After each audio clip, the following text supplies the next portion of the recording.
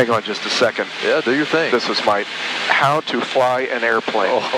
First of all, today we're headed to CharBurger in Guntersville, Alabama. My guest is Nashville session bassist and dear friend, Jacob Lowery. This is Pilot Eats. Pilot Eats. We're gonna do it. Pilot Eats Food. All right, Jacob, let's go to CharBurger in Guntersville, Alabama. All right, here we go. Ready? Do it.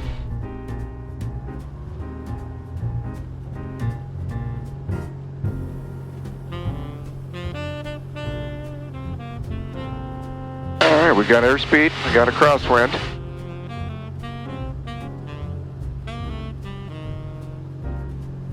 Woohoo! You can feel that. Here's coming up. Ellington traffic, Cessna 734 Sierra Echo is taking off runway 2, departing the upwind to the northeast. Ellington traffic. All right. We're doing it. We're doing it. This is your first time up with me, yep? Yes, Yeah, first time. Jacob and I go back about 12 years. We really started to get to know each other about 10, 11 years ago when we went on the road with a Christian artist named Michael W. Smith. One time, I'm the type where once the bus isn't moving anymore, it doesn't matter what time of day or night it is. If the bus isn't moving, I'm up. I can't sleep anymore. Some of the other guys in the band were not like that, Jacob being one of them, as I recall. But we got off the bus. I woke up at about 5:45 or 6 a.m. in the morning. The engine stopped, and I got off the bus and realized we were parked right next to Times Square in New York City on a Sunday morning. And there was nobody anywhere in Times Square. Yeah. So I got on the bus and said, guys, I would not normally do this, but you're all getting out of bed right now because we have Times Square all to ourselves. Yeah, you're right. And we went and had breakfast at Junior's, and it wasn't until about 9:30 or 10 before people started getting outside. The other amazing thing is seeing someone park a bus in Times Square. How is it even possible? I don't know. I was asleep for that part. All right, Jacob, tell us about yourself.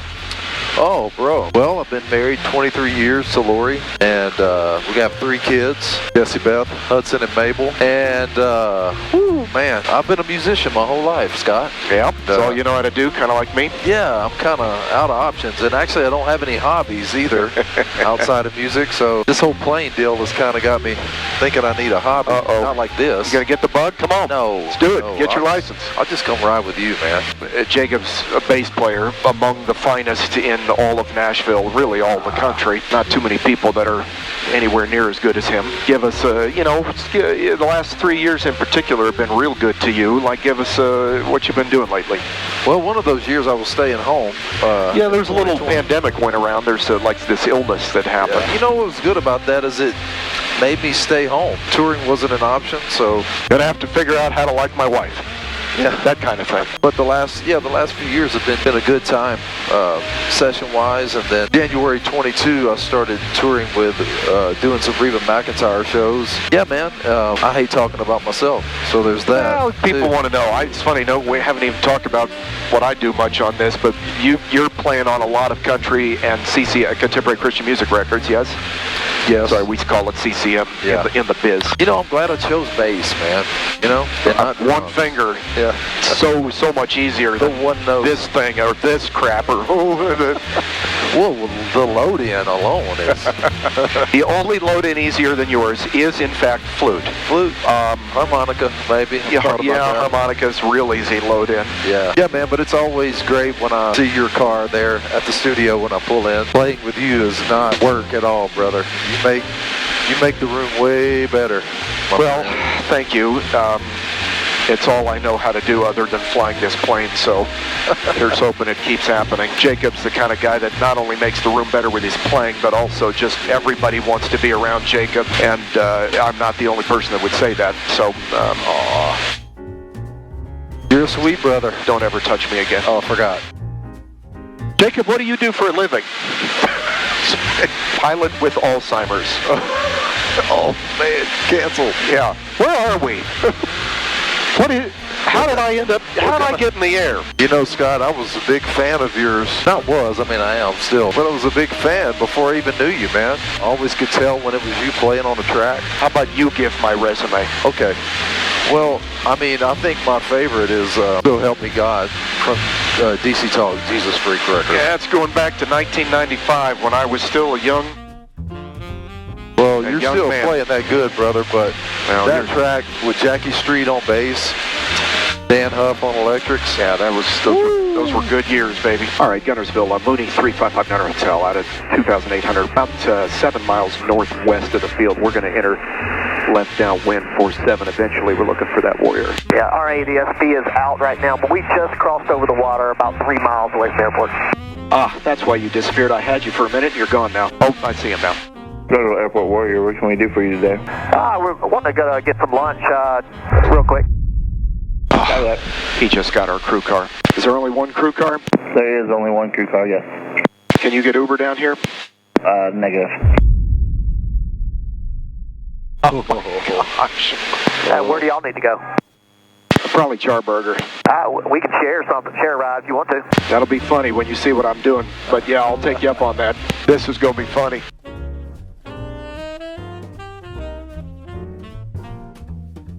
God, look at this. How pretty.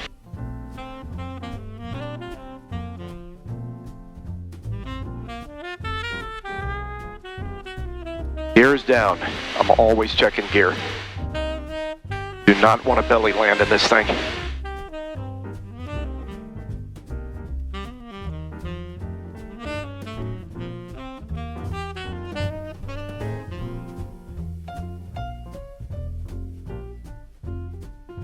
All right, we're going to land a little long here.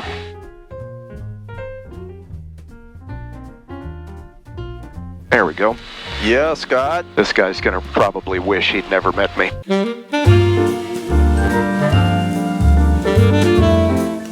Today's crew car is a 2013 Toyota Sienna. You know, it's just a great little car, which is no fun. Could use a wash. That's about the worst thing I can say about it. There's just nothing remarkable. It's just really a nice car. How about let's go to CharBurger and get something to eat with our friends Guy and Mackenzie. They have one crew car here, and we're all going the same place. They're both real pilots. I'm a fly for fun pilot. We're going to CharBurger. Let's see how this goes. CharBurger is the home of the famous Char grilled Wildcat burger. Hand-breaded chicken fingers, clubs, Reubens, and Phillies. Now, I can't find any fancy social media or internet advertising. I can just tell you they make great food in the quintessential atmosphere for the $100 hamburger. And Guntersville, Alabama is a beautiful lake town which will enhance your dining experience. They're open every day, 7 a.m. to 7 p.m., and closed on Sundays. I want everyone to take notice. No bun? Yeah. I don't even know you. I don't know you. You do know me. You've been eating with me. We first met. He was eating no dairy. And I remember a waitress once, he ordered oatmeal and it said no milk, no sugar. And she said, oh, so you wanted yucky? And wrote that down. You literally wrote it. She wrote down yucky. Marcy Joe's in Columbia. Yep. Okay, so you sound like you might have grown up in the South. Where are you from? Mississippi. Okay. Where at? Clinton, South Jackson. But I've been in Nashville since, with the exception of a few years, since 2000. I grew up in Louisiana. Born in Louisiana. Lake Charles. Oh my gosh! This is awesome. Are you kidding me? We're probably cousins. This is awesome. Jacob is pretty much from there. So you grew up in Clinton, basically, and you moved to Tennessee and opened up some insurance stuff. And you're going to go to work as a pilot for Frontier Airlines. Sorry about the sunglasses. I left my prescription glasses in the airplane. We heard that millennials are putting napkins out of business because we all just use paper towels now. I use paper Like the towels, napkin industry is going under. Are you millennial or Gen Z? I'm about to be 28. What is that? I think that's technically That's millennial. Yeah, my son is 26. Yeah, I was 95. What would y'all ask musicians? Like, what's a question you guys would always think you would want to ask a musician? People that play on records and play live and stuff, yeah. The biggest show you played, or what show had the most impact on you and your experience as a musician in your career? That's a great question. What's your answer? You know, honestly, played Madison Square Garden last Saturday. And I never played there before. And that was, my wife asked me beforehand, she's like, you don't ever get nervous. She's like, you won't be nervous. You're not. Aww. And I got about the second song, I was like, I'm nervous. Really? That's like, all the Billy Joel stuff, and there's something about it. I got kind of nervous. That was cool. Now, he and I played together at sort of Hollywood Bowl Junior. It's called the Greek Theater. It's up real close to the Hollywood sign. That was probably 10 years ago. That's probably my favorite venue I ever played. What's my favorite concert that I ever went to? My question was, which show Had the most impact on impact. you? It might have been a one-on-one interaction with a person from the audience. It might have been, something where you got emotionally touched, where you were sentimental about something. I was just wondering if you had that. We definitely have those moments. We're criers. Yeah, he and I both, we cry easy. I have this thing where when the music's right and everything's together, I have this involuntary, this tear that literally just comes out without me. It just starts this little stream right here. Man, I went and saw ELO and Dolls opening up for them. Banco Dolls, and that was really good. For me, it would have to probably be, before I moved to Nashville from Los Angeles, I went and saw Sting. It was the Nothing Like the Sun tour, so this is like 88. I remember being overcome at that show. Yeah, I went to Eagles Hell Freezes Over. Oh, You did? That was good. In 94? In 94. Good I think grief. it was in New Orleans. To have Glenn Fry, Don Henley. my gosh. Was Feldman was there? He was still there. Mackenzie, are you familiar with the Eagles? Yeah, I like the Eagles. I'm a big 80s music fan. Oh, good for So, you. like, That's a good Corey era. Hart, Van Wilder, Wall of Voodoo. Do you like Tears for Fears? Oh, yeah. They're one of our favorite 80s bands. That's awesome. Yeah. So I went and saw Elton John at his last show in Nashville, but the entire Elton John. concert, I think I was crying. It was so incredible. Elton John's got some awesome music. Now back up. Who's Elton John?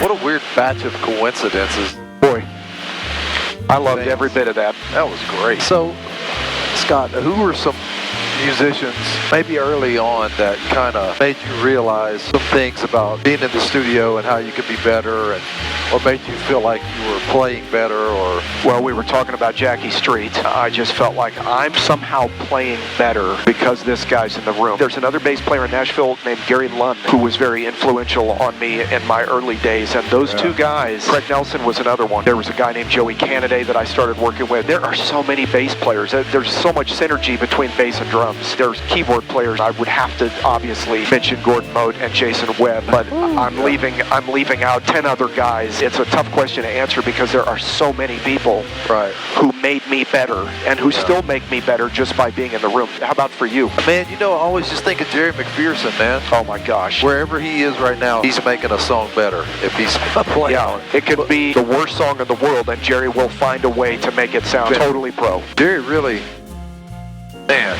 I keep wanting to double up and find a good coffee place in one of these towns and do that after we eat. That's what we would usually do on a session day. We go to lunch and then go get a coffee. Go get a coffee. But there's nothing better than finding a really good local coffee place that you can't get anywhere else, and they know what they're doing. Like McDonald's. Man, you took me to a Twice Daily one time and it was good. Oh, their coffee's respectable. What was that, man? I can't Great believe coffee. They've got the 2 nozzles thing comes out with a crema and everything. When you get up here and start looking down, it becomes difficult to understand why we have an overcrowding problem. Anybody that's ever flown knows there's an awful lot of open space. Right. Your mom's a lot of open space. Hey, saddle up your horses. Oh my God, she's singing Stephen Curtis Chaplin in an airplane.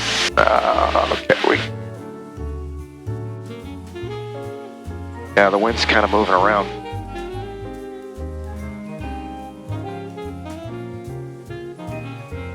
Ears down.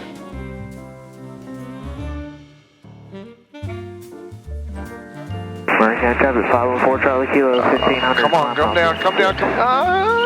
There we go.